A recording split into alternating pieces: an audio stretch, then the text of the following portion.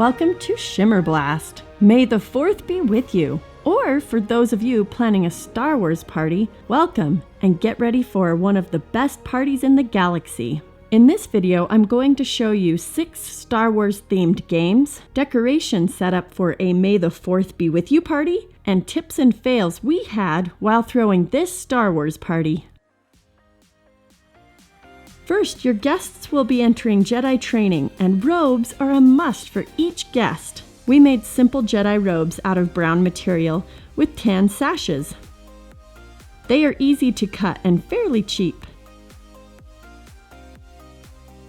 For how to make more elaborate robes when you're on a budget, I spent $12 on curtains at a second-hand store and had 3 sets of quality robes. You can check out how I made these inexpensive and easy robes in my other video. Jedi must learn to use the Force by training their senses. Split the Jedi trainees into 2 teams. Pass a balloon filled with a certain object in each balloon around. One team had a balloon of marbles and the other team had a balloon of Legos. They had to shut their eyes while feeling it, so they harnessed their sense of touch. The second round was a game of Jedi telephone to master the sense of hearing. I whispered a Star Wars party phrase to the beginning player of each team. They proceeded to whisper what they heard from player to player until the last person. The last player says what they heard. The team closest to the original phrase wins that round. Next is Jedi sense of smell. Young Padawans close their eyes and smell a cup placed in front of their nose.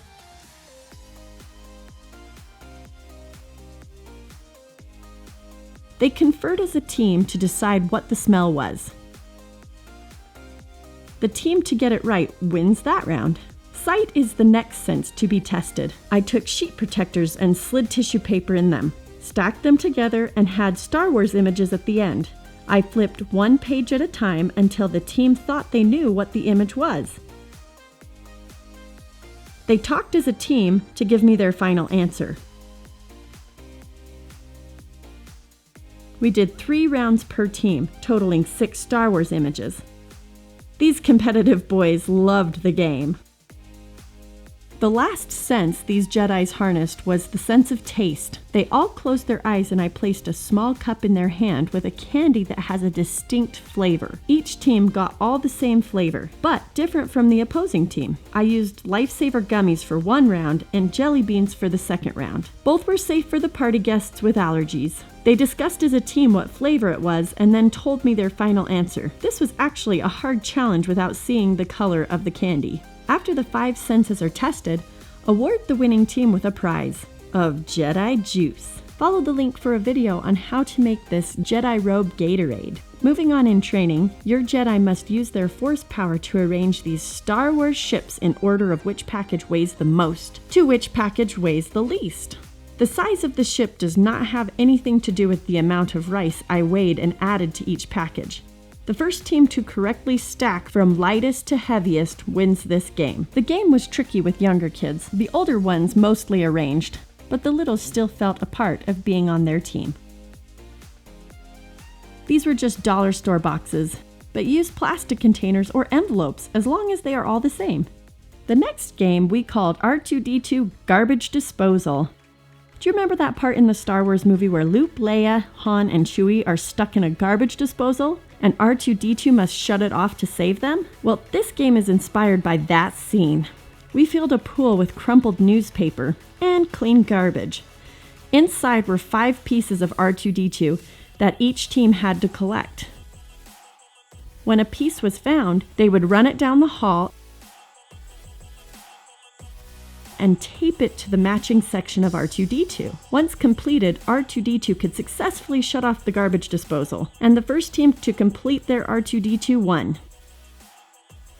I first showed them the clip from the movie so it made sense to them. I had a red R2-D2 and a green R2-D2, so each team could race to find their pieces first. You need 1 piece per player. Remind the players to start with their younger players first, as it became increasingly difficult looking for the last piece of R2-D2. If it becomes too challenging by the end and they're frustrated, Let them all help look for the last pieces. Expect a lot of flying newspaper. Just a tip, tell them not to cheat by hiding the other team's pieces or not to sit on them, and no physically holding the other players back from racing to the end. These Jedi really had fun with this game. Melt the Carbonite. This is an easy game where your young Padawans free your symbolic Star Wars character from Jello Carbonite. Make 2 trays of Jello for each team to race and melt the figurine out of Carbonite first. Make the Jello with the normal recipe, not the Jello Jiggler style. In the middle of the winter, it's a hard time to find cheap water guns, but I would recommend every player has their own water gun filled with warm water. Next, each Jedi has their own force bubble, in this case a force square, where they will reside. Using bean bags or pom-poms or Nerf bullets, these young Jedi will throw 1 bullet at a time into another opponent's force bubble. They may deflect oncoming bullets or reach outside of their bubble to get more bullets, but they cannot throw more than 1 at a time.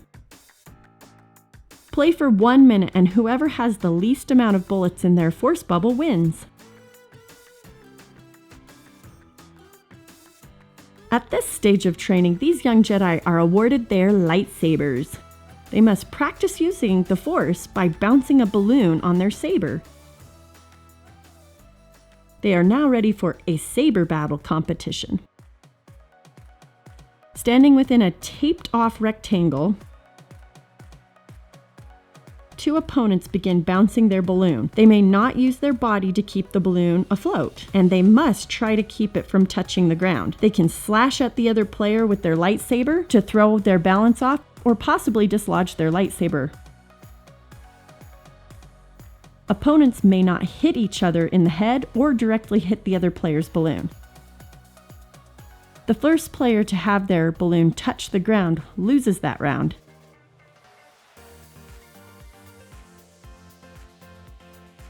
Don't be surprised if this game brings out the dark side in your young Padawans. They need to learn to master those Jedi emotions too.